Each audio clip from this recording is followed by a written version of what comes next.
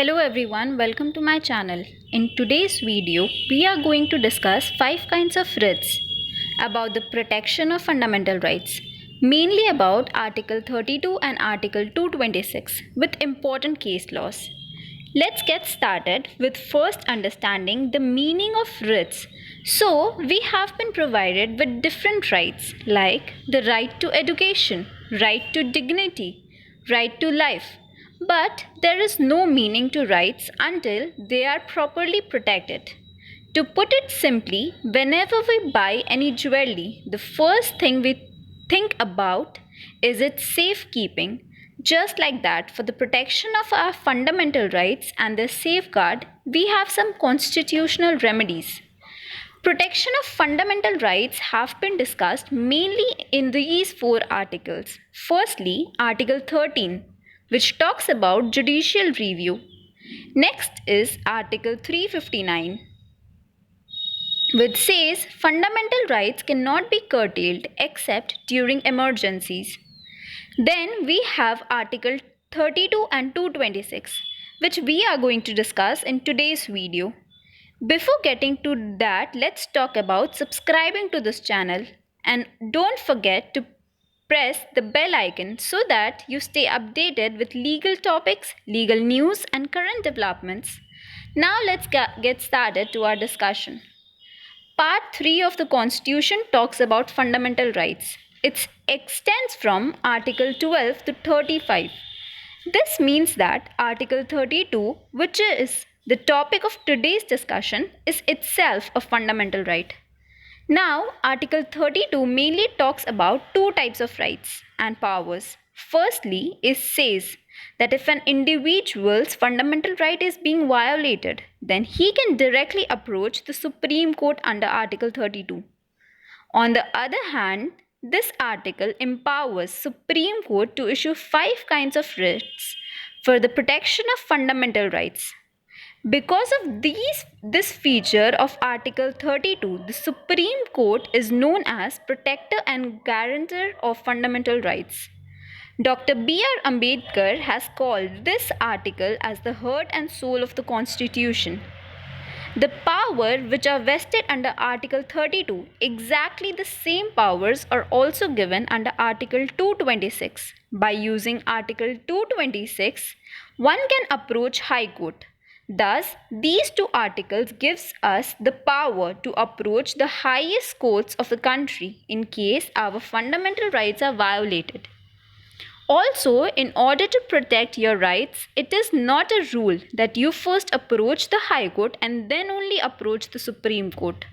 Although, when you directly approach the Supreme Court, you will have to explain as to why you did not first approach the High Court. Article 32 and 226 both provide for the issuance of writs, but there are major differences between these articles. The writ issuing power laid down under Article 32 is only limited to the protection of fundamental rights, whereas under Article 226, writs could be used for any other purpose in addition to fundamental rights. For example, a writ against the decision of an administrative tribunal. Second difference is Article 32 falls under Part 3 of the Constitution. The constitutional remedy under it is a fundamental right, whereas remedy under Article 226 is not a fundamental right. Now let's get started with our main topic, but let me tell you a fact first. There are 5 types of writs: habeas corpus, mandamus, certiorari, prohibition and quo warranto. All of them are Latin terms. Till now, we have understood that writ means a kind of remedy. So, writs have been classified under 5 heads. First is habeas corpus. It means to have a body, to produce a body. This is the most powerful and most used writ. If a state illegally detains a person, then such an individual by himself or through his relatives or friends can use the writ of habeas corpus for the release of that person. So whenever one uses this writ, Supreme Court or High Court asks the detaining authority that on what basis the person was detained. If the basis is found to be unreasonable, then the detention ends and the person is to be released within immediate effect. You cannot use the writ of habeas corpus in the following four conditions.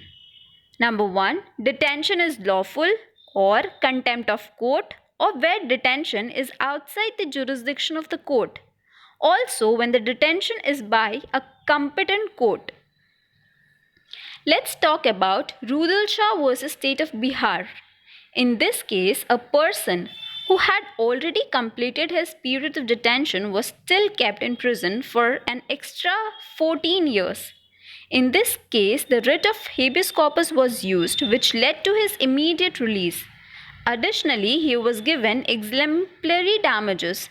So, writ of habeas corpus is used to demand production or release of a person who is illegally detained. Further, we have the writ of mandamus, which means we command.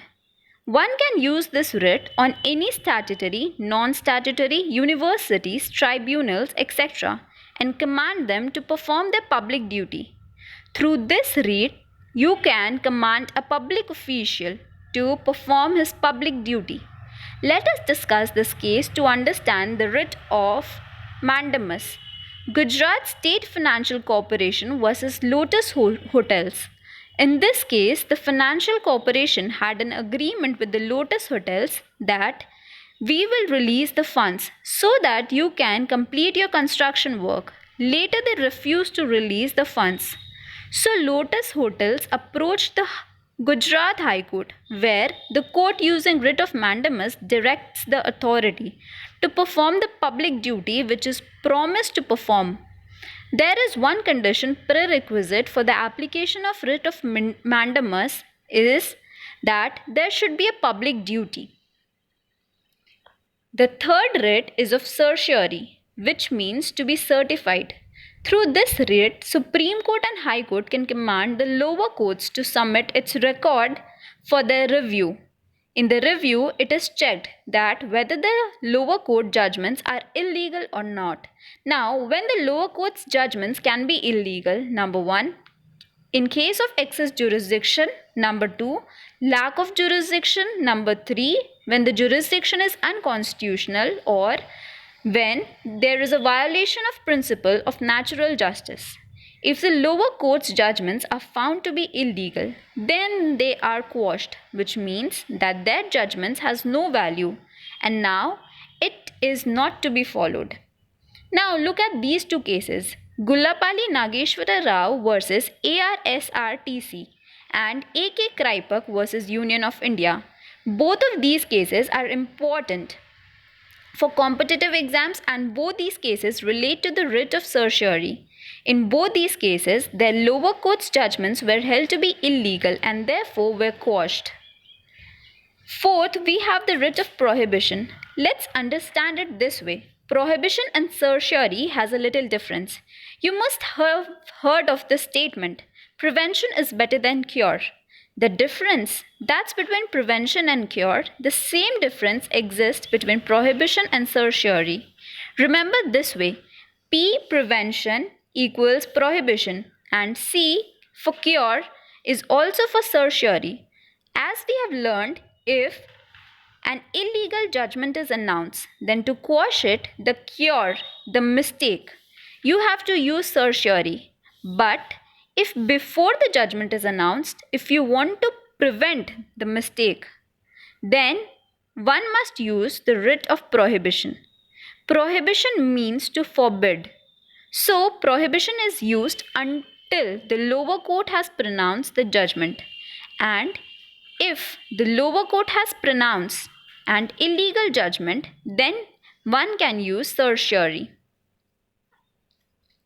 Let's understand the fifth writ with the help of a simple example. Suppose that you are a college student, therefore I am safely assuming that you must have cleared college's entrance eligibility, whether it's clearing 12th board or getting a minimum marks required or qualifying entrance exam. You must have qualified in college's entrance eligibility. If it is found that you have not cleared the eligibility, then you can be removed from the college.